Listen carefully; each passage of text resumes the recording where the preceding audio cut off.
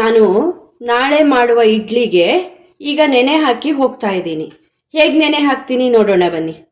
ನೋಡಿ, ಇದು ಇಡ್ಲಿ ಅಕ್ಕಿ ಅಂತ ನಿಮಗೆ ಅಂಗಡಿಗಳಲ್ಲಿ ಸಿಗುತ್ತೆ. ಇದು ಸ್ವಲ್ಪ ಬಾಯ್ಲ್ಡ್ ರೈಸು. ಇದರಲ್ಲಿ ಇಡ್ಲಿ ಸ್ಮೂತಾಗಿ ಬರುತ್ತೆ. ಇದಿಲ್ಲ ಅಂದರೆ ನೀವು ಸೊಸೈಟಿ ರೈಸು, ಊಟದ ರೈಸು ನೆನೆಸ್ಕೋಬೋದು.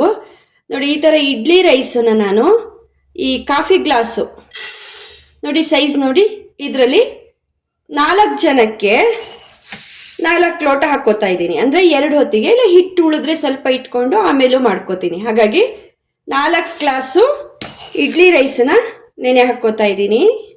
ನೋಡ್ತಾ ಇರ್ಬೋದು ನೀವು, ಅಕ್ಕಿ ಈ ಥರ ಇರುತ್ತೆ. ಇಡ್ಲಿ ರೈಸ್ ಅಂದರೆ ಅಂಗಡಿಗಳಲ್ಲಿ ಸಿಗತ್ತೆ. ಇದಿಲ್ಲ ಅಂದರೆ ನೀವು ಊಟದ ಅಕ್ಕಿನೂ ಹಾಕ್ಕೋಬೋದು. 4 ಗ್ಲಾಸ್ ಹಾಕ್ಕೊಂಡಿದ್ದೀನಿ.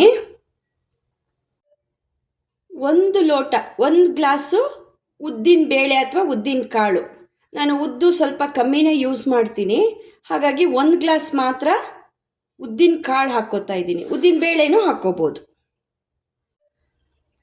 ಉದ್ದಿನ ಕಾಳು ಮತ್ತು ಅಕ್ಕಿನ ಚೆನ್ನಾಗಿ 1-2 ಸಲ ತೊಳ್ಕೊಂಡು ಇವಾಗ ಇದಕ್ಕೆ ಸಾಬಕ್ಕಿ ದೊಡ್ಡದು ಆಗತ್ತೆ, ಚಿಕ್ಕದು ಆಗತ್ತೆ.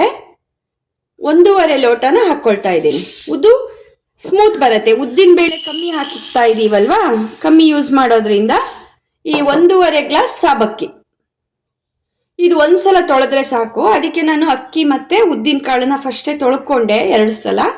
ಇದು ಹಾಕಿದ್ಮೇಲೆ 1 ಸಲ ತೊಳೆದು ಈಗ ಬೆಳಿಗ್ಗೆ ನೆನೆ ಹಾಕಿದ್ರೆ ಸಂಜೆ 4:15 ಗಂಟೆಗೆ ಟೈಮ್ ಇರೋ ರುಬ್ಬೋದು. ನಾನು ಡ್ಯೂಟಿ ಬಿಟ್ಟು ಬಂದು ಒಂದು 6 ಗಂಟೆಗೆ ರುಬ್ಬಿಡ್ತೀನಿ. ರುಬ್ಬುವಾಗ ಮತ್ತೆ ತೋರಿಸ್ತೀನಿ. ನೋಡಿ, ಈಗ ಇದಕ್ಕೆ 4 ಕಪ್ ಅಕ್ಕಿ, 1 ಕಪ್ ಉದ್ದಿನ ಕಾಳು, 1.5 ಕಪ್ ಸಾಬಕ್ಕಿ ಹಾಕಿ ನೆನೆ ಹಾಕ್ತಾ ಇದ್ದೀನಿ.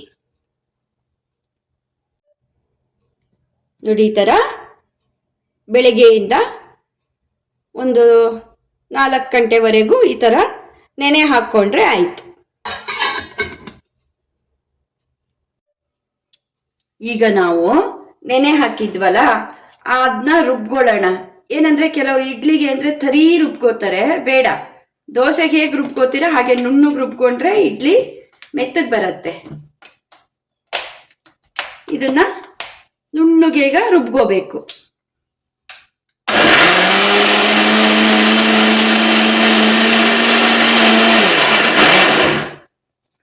ನೀರು ಇದಿದೆಯಲ್ವಾ ನೆನೆಸಿರೋದು, ಅದರಿಂದ ಸ್ವಲ್ಪ ಮೇಲ್ ನಿತ್ರೆ ಆಯ್ತು. ಚೂರು ಗಟ್ಟಿನೇ ಬೇಕು ಇಡ್ಲಿಗೆ.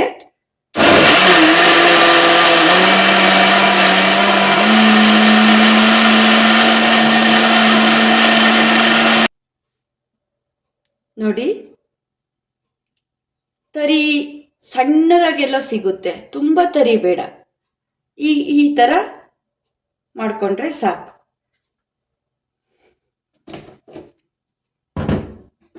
ಇದನ್ನಿವಾಗ ಈ ಥರ ಯಾವುದಾದ್ರೂ ಕ್ಲೋಸ್ಡ್ ಮುಚ್ಚಳ ಇರೋ ಪಾತ್ರೆಗೆ ಹಾಕ್ಬಿಟ್ಟು ಹುಳಿ ಬರೋದಕ್ಕೆ, ಈ ಟೈಮಲ್ಲಿ ಹಾಟ್ ಬಾಕ್ಸ್ ಇದ್ರೆ ಹಾಟ್ ಬಾಕ್ಸಿಗೆ ಹಾಕಿಟ್ರು ಹಿಟ್ಟು ಚೆನ್ನಾಗಿ ಹುಳಿ ಬರುತ್ತೆ, ತುಂಬ ಚಳಿ ಇದ್ದಾಗ.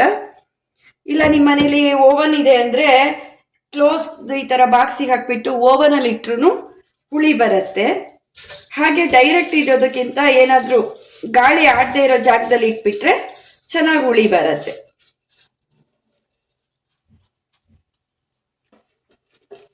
ನೋಡಿ, 2ನೇ ಜಾರ್ ರುಬ್ಬುವಾಗ ಉಪ್ಪು ಎಷ್ಟು ಬೇಕೋ ಅಷ್ಟು ಹಾಕಿದ್ದೀನಿ. ನೋಡಿ, ಹದ ಗೊತ್ತಾಗ್ತಿದೆಯಾ? ಇಷ್ಟು ದಪ್ಪ ಬೇಕು. ಈಗ ಇದನ್ನು ಕ್ಲೋಸ್ ಮಾಡಿ ಗಾಳಿ ಆಡದೇ ಇರೋ ಜಾಗದಲ್ಲಿ ಹುಳಿ ಬರೋಕ್ಕಿಟ್ರೆ ಆಯಿತು. ಇದಕ್ಕಿನ್ನೇನೂ ಇಲ್ಲ. ಈ ರುಬ್ಬಿರೋ ಬಿಸಿ ಇರುತ್ತಲ್ವಾ, ಆ ಟೈಮಲ್ಲೇ ಇದನ್ನು ಮುಚ್ಚಳ ಹಾಕಿ ಇಟ್ಬಿಡಬೇಕು. ಯಾಕೆಂದರೆ ಬಿಸಿ, ಈಗ ವಿಂಟರ್ ಅಲ್ವಾ, ಚಳಿಗಾಲದಲ್ಲಿ ಬಿಸಿನೇ ಮುಚ್ಚಿ ಇಟ್ಬಿಟ್ರೆ ಹುಳಿ ಬರುತ್ತೆ. ಆದ್ಮೇಲೆ ಹುಳಿ ಬರೋದು ಕಷ್ಟ ಆಗತ್ತೆ. ಅದಕ್ಕೆ ನೋಡಿ, ಈ ಥರ ಓವನಲ್ಲಿ ಈ ಥರ ಒಂದು ಬಾಕ್ಸಿಗೆ ಹಾಕಿ ಇಟ್ಬಿಡ್ತೀನಿ. ರಾತ್ರಿ ಇಟ್ಟರೆ ಬೆಳಗ್ಗೆ ಹುಳಿ ಬರುತ್ತೆ. ಒಂದು ವೇಳೆ ಓವನ್ ಇಲ್ಲ ಅಂದರೆ ಹಾಟ್ ಬಾಕ್ಸಿಗೆ ಹಾಕಿ ಅಥವಾ ಒಂದು ಮುಚ್ಚಳ ಇರೋ ಬಾಕ್ಸಿಗೆ ಹಾಕ್ಬಿಟ್ಟು ಗಾಳಿ ಆಡದೇ ಇರೋ ಜಾಗದಲ್ಲಿ ಇಟ್ಬಿಡ್ಬೇಕು. ನೋಡಿ, ಹಿಟ್ಟು ಈ ಥರ ಚೆನ್ನಾಗಿ ಹುಳಿ ಬಂದಿದೆ. ಅದನ್ನು ಈ ಥರ ಹಾಕ್ಬಿಟ್ಟು ಬೇಯೋದಕ್ಕೆ ಇಡ್ತಾ ಇದ್ದೀನಿ. ಹಿಟ್ಟು ತುಂಬ ಚೆನ್ನಾಗಿ ಹುಳಿ ಬಂದಿತ್ತು. ಬೇಯೋದಕ್ಕಿಡೋಣ.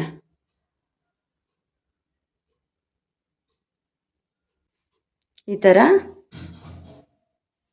ಬೇಯೋದಕ್ಕೆ ಇಡ್ತಾ ಇದ್ದೀನಿ. ಬೆಂದಮೇಲೆ ಹೇಗೆ ಬಂದಿದೆ ಇಡ್ಲಿ ನೋಡೋಣ.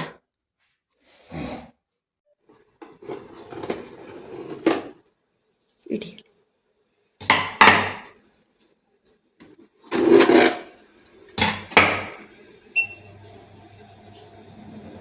ನೋಡಿ, ಈ ಥರ ಬಂದಿರತ್ತೆ.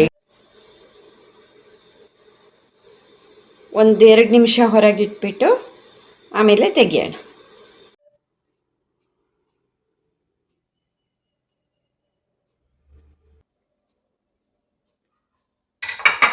ಸ್ಮೂತ್ ಬಂದಿದೆ ಅಲ್ಲ, ತುಂಬ ಚೆನ್ನಾಗಿ ಬಂದಿದೆ ನೋಡಿ.